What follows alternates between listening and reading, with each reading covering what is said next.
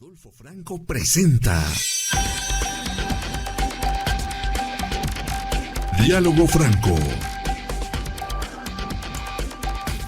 Porque la noticia hay que analizarla, encontrando las diferentes versiones en un diálogo franco, con el periodista y analista político Rodolfo Franco. Y si lo dice Rodolfo Franco, es porque es cierto. Bienvenidos a una edición más de Diálogo Franco en este día que me sorprende, créame lo que me sorprende, lo que se publica, más que lo que se publica, no, lo que sucede en México y que desde luego Mexicanos contra la Corrupción y la Impunidad lo publicaron, lo investigaron y lo publicaron hace unos días. Mire, resulta ser que cuando López Obrador era presidente, me refiero a Andrés Manuel López Obrador, él decía que iba a acabar con la corrupción. Esa fue su bandera, acabar con la corrupción. Incluso el señor sacó un pañuelito blanco en una de sus conferencias matutinas y dijo: la corrupción ya se acabó. Resulta que el señor nos dio la receta, dice: la corrupción se barre como las escaleras, de arriba para abajo, de arriba para abajo. Pero ahora resulta que nos damos cuenta que no, que la barrió pero hacia los lados.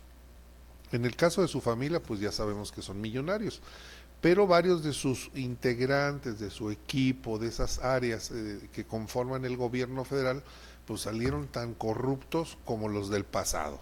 Nada diferente al PRI, nada diferente al PAN, nada diferente al Movimiento Ciudadano allá en Nuevo León, que a Samuel García le han sacado hasta por abajo del tapete sus presuntos actos de corrupción.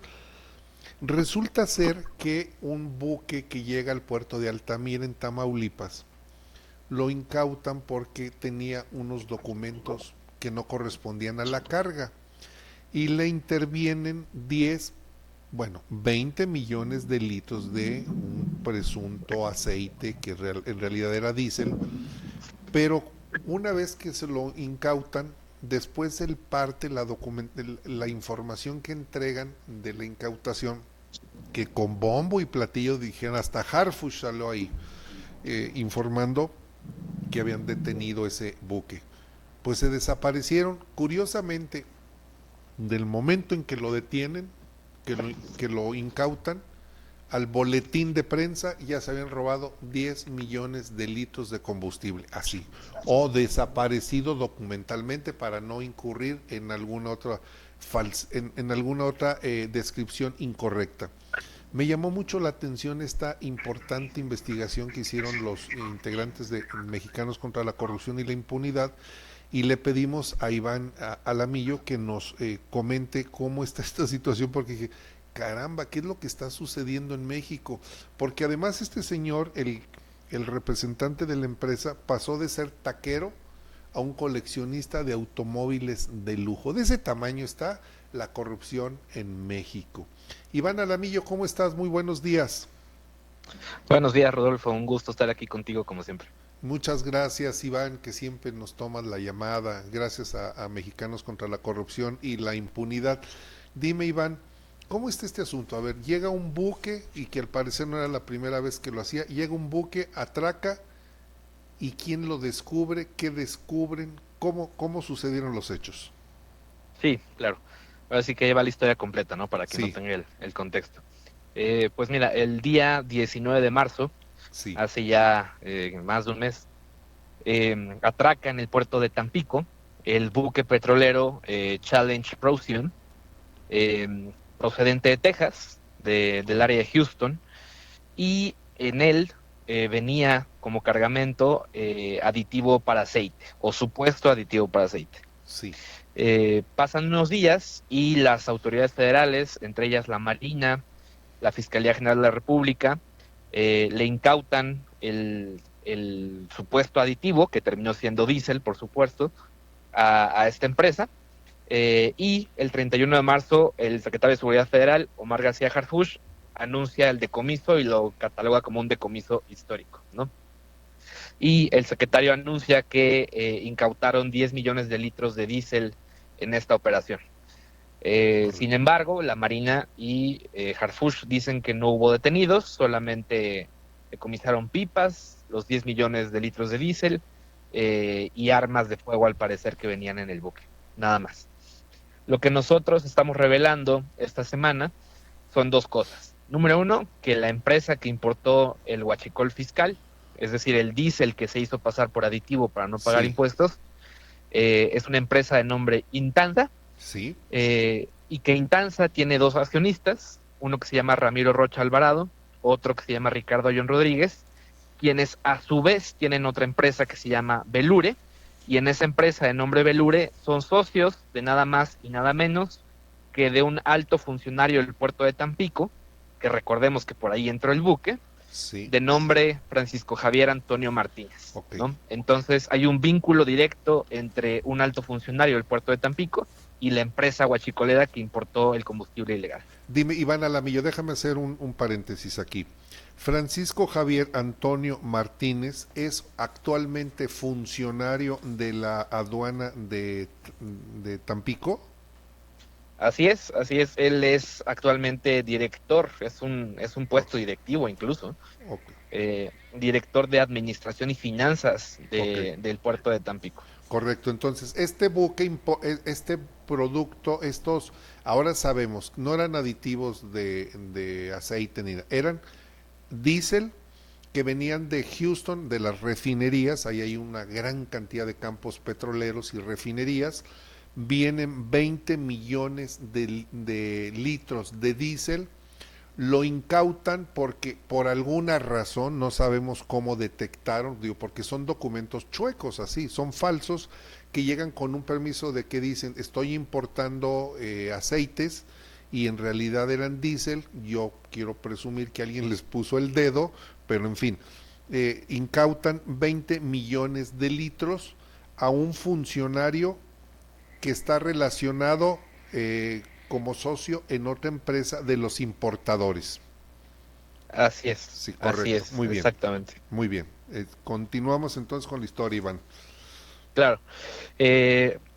Ya la otra parte que estamos revelando el día de ayer es que 3 días después de que el buque atracó en el puerto de Tampico y cuando el operativo federal ya se había realizado, la empresa, Intansa, empezó a presentar varios juicios de amparo reclamando la confiscación de 4.6 millones de galones de supuesto aditivo.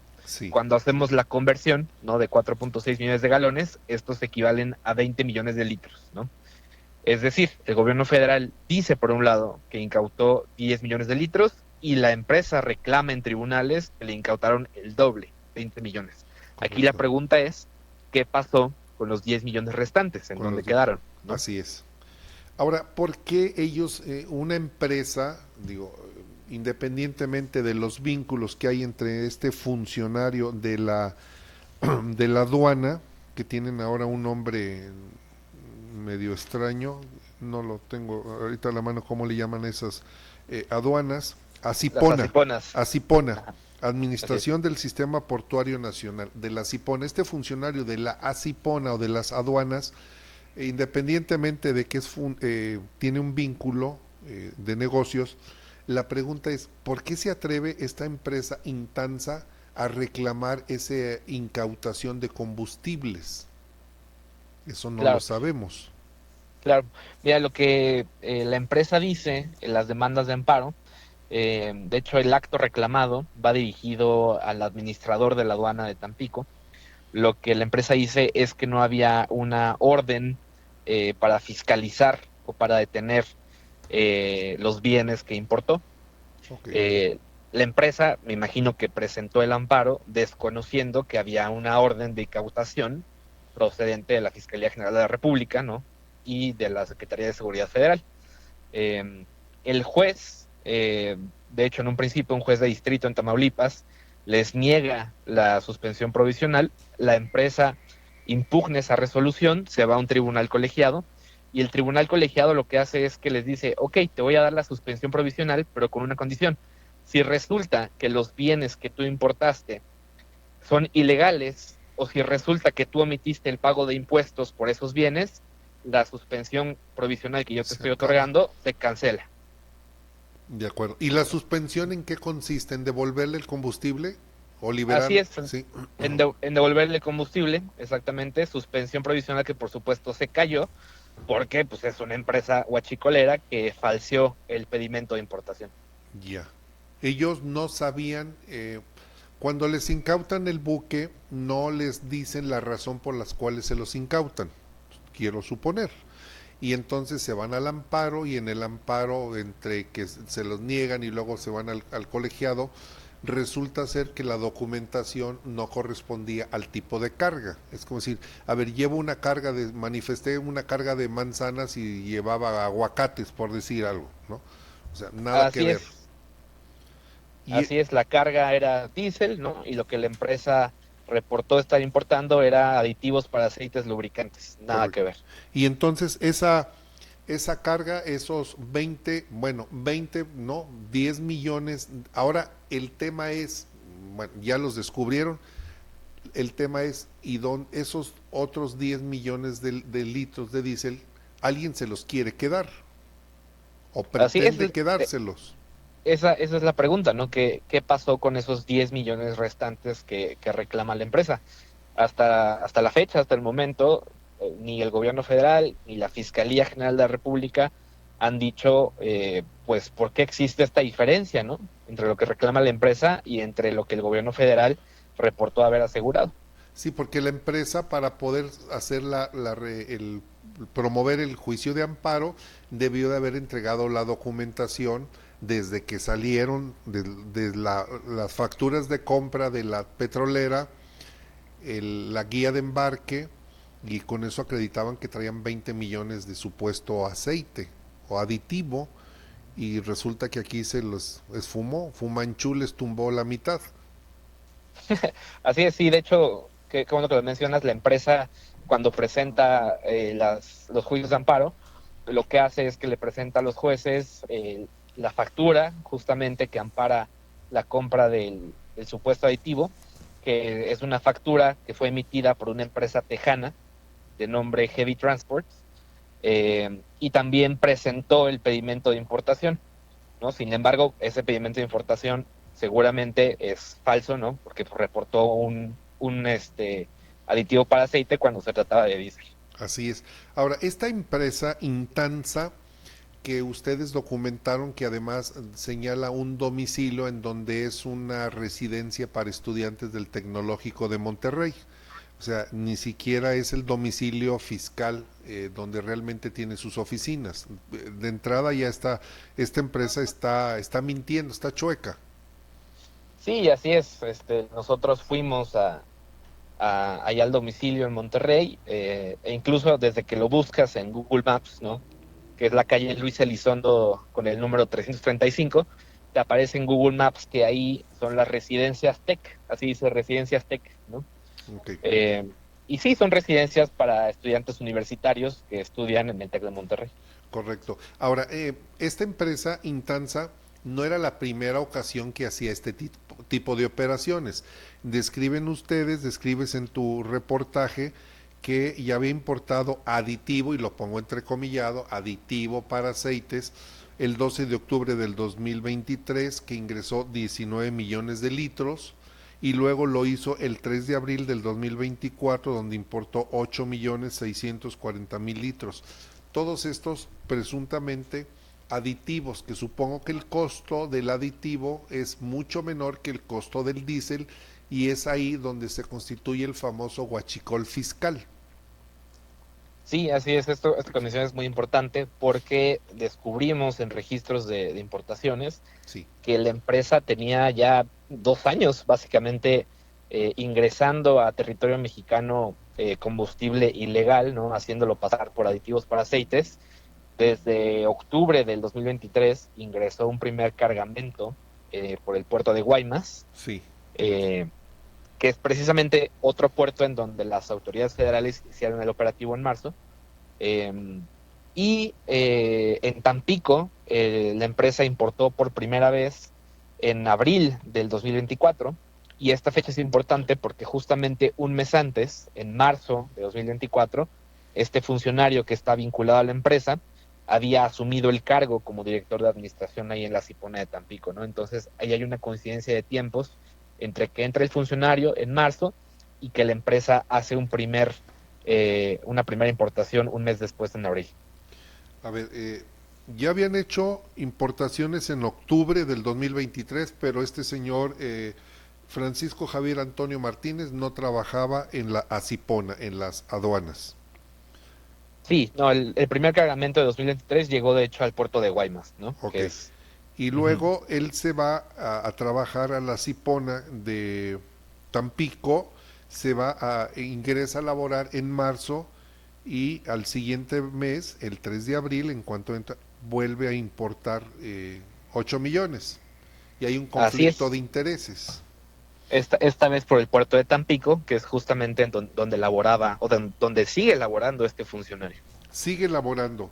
Ustedes publicaron una fotografía donde están ahí relacionados, le pusieron unos la identificación de quién es fulano, sutano, perengano. Hace presumir que es toda una red de corrupción, o sea, un grupo de funcionarios y de empresarios que están relacionados entre sí para poder importar combustible. Sí, así es. Digo, si nosotros, ¿no? Como periodistas que no tenemos acceso a todas las herramientas de inteligencia que tiene la Marina, ¿no? Que tiene el Centro Nacional de Inteligencia, pudimos descubrir este vínculo entre la empresa importadora y este funcionario del puerto de Tampico, Sí. pues es muy difícil pensar que el gobierno federal no lo No, haya podido descubrir antes, ¿no? O que no sepan de la existencia de este vínculo. adem- Tenemos una foto, ¿no? Del 16 de abril, casi un mes después del operativo federal, en donde este funcionario aparece muy sonriente en un evento público que se hizo ahí en el puerto de Tampico, sí, justamente con la presidenta municipal, Mónica Villarreal, que es hermana del gobernador Américo Villarreal, Américo Villarreal. eh, y con su jefe, que es el director de la Cipona de Tampico, el almirante Rubén Vargas Suárez. Y que además Américo Villarreal se dice ha estado sujeto a investigación por parte del gobierno de Estados Unidos, porque pues aquí nadie los investiga, por esa red también de corrupción de Huachicol. Ha sido señalado de ser parte de ese grupo de huachicoleros. Así es, Américo Villarreal también ha sido señalado de estar vinculado en todo este asunto.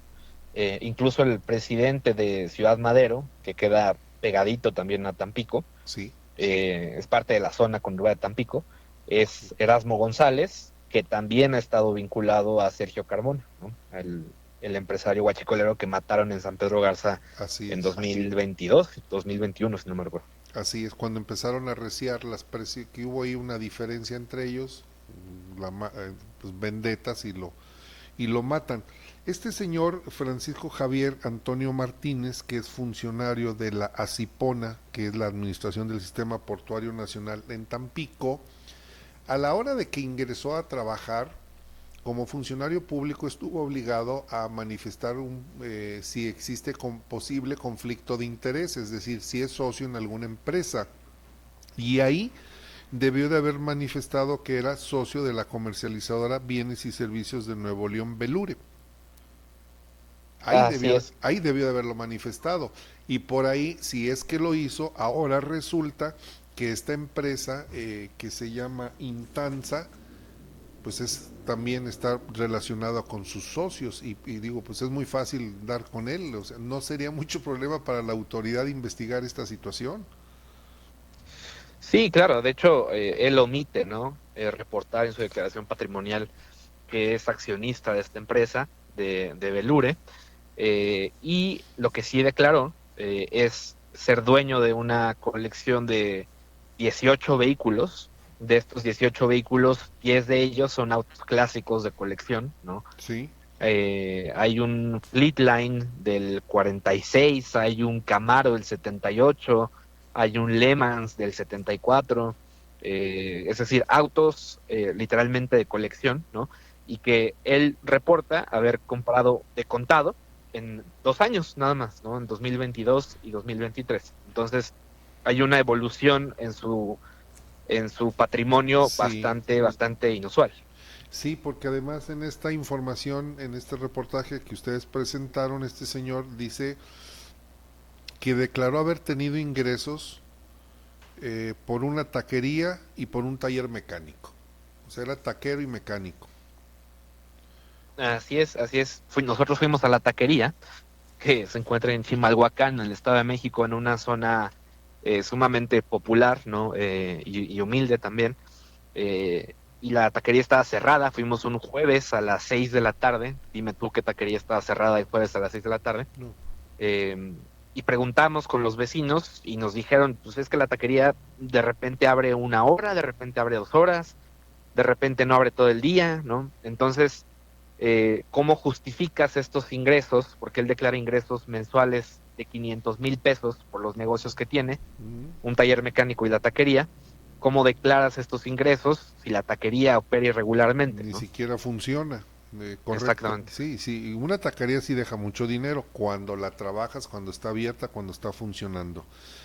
Este señor sin duda que es una pantalla de alguien más, es decir, este es un personaje que que presumo que se ha prestado a encubrir actividades de gente que está más arriba de él y desde luego le toca su parte. No creo que le dé su cerebro para haber organizado todas estas empresas. Normalmente siempre hay alguien arriba de y por eso no lo han visto, pero alguien, yo creo, y van a la milla, alguien ya les puso, como coloquialmente dicen en el argot policíaco, ya les puso el dedo, porque de lo contrario no hubieran incautado ese buque con 20 millones de litros de combustible llamado diésel. Sí, así es. Mira, yo creo que también lo que ha pasado es que Estados Unidos ya le está poniendo el ojo a este asunto del huachicol Es fiscal, ¿no? correcto, sí. De hecho, ya hubo un operativo hace unos cuantos días en donde tuvieron a toda una familia ahí en Utah, en el estado de Utah, que le vendía el combustible ilegal a empresas mexicanas. El gobierno de Estados Unidos no dice a qué empresas, pero dice que fueron operaciones millonarias por 300 millones de dólares, ¿no? Entonces, también existe ya una especie de presión, ¿no? de Estados Unidos por atacar este tema. Sí, creo que tienes mucha razón, Iván Alamillo, periodista investigador de Mexicanos contra la Corrupción y la Impunidad. Esto tiene más bien tufo a Trump, es decir, Estados Unidos ya no quiere que exista ese guachicoleo porque es una pérdida fiscal, finalmente representa una pérdida fiscal, hay bandas que se están dedicando a esto, está el tema del fentanilo, pues el narcotráfico, está el tema de la migración, ahora ya nos están atacando con el tema del gusano barrenador, tenemos el acero, tenemos el aluminio, tenemos el tema del aguacate, el tema del tomate, ya no sé ni qué más se le ocurre más a Trump, pero, pero lo cierto es que eso ha venido a depurar y que no creo que sea por obra y gracia y decisión absoluta de la presidenta Claudia Sheinbaum. Esto más bien es una presión de Estados Unidos los que está tratando de barrer con la corrupción y estos sí vienen con escoba, no como lo hizo López Obrador. Sí, así es, así es. Qué, Pues, dime. qué lamentable que tengan que ser un gobierno extranjero el que venga a apretarnos la soga en el cuello para que podamos trabajar correctamente y que no haya corrupción. Eso es lo lamentable, Iván. Sí, y también digo, estos operativos, si no tienen detenidos, si no existe un proceso en la Fiscalía General para armar carpetas de investigación y dar con las personas que realmente operan, ¿no? Y son el cerebro y se benefician de todo esto del huachicol fiscal, pues son mera pantalla, ¿no? Es mera Digo, pantalla. No hay de nada detenidos, les... ¿verdad? Para empezar, no hay ¿Perdón? detenidos. Detenidos de esta incautación del buque no hay. No, no hubo ni uno solo. Ni uno solo. El buque ya lo liberaron porque ni siquiera es un buque está en bandera normalmente de otros países. Supongo que el buque ya lo liberaron. El buque lo dejaron fondeado en el puerto de Tampico, unos kilómetros del puerto, pero sigue ahí todavía. Ok. Y el combustible Ujú. está ahí. No se El sabe. combustible, no, el combustible de hecho lo decomisaron en Altamira, o sea, el huachicol llegó al puerto de Tampico, Ok, lograron bajarlo del ya. barco y lo llevaron a unos terrenos en Altamira y es ahí en donde el gobierno federal lo incautó. Es donde ya desaparecieron los 10 millones de... Qué bárbaros, qué descaro, qué descaro. Y te voy a decir, Iván Alamillo, hay datos, tengo evidencias de incautaciones de droga donde al final terminan manifestando la mitad de lo que incautaron, ¿eh? O sea, esto no es nuevo. Esto sucede en México todos los días.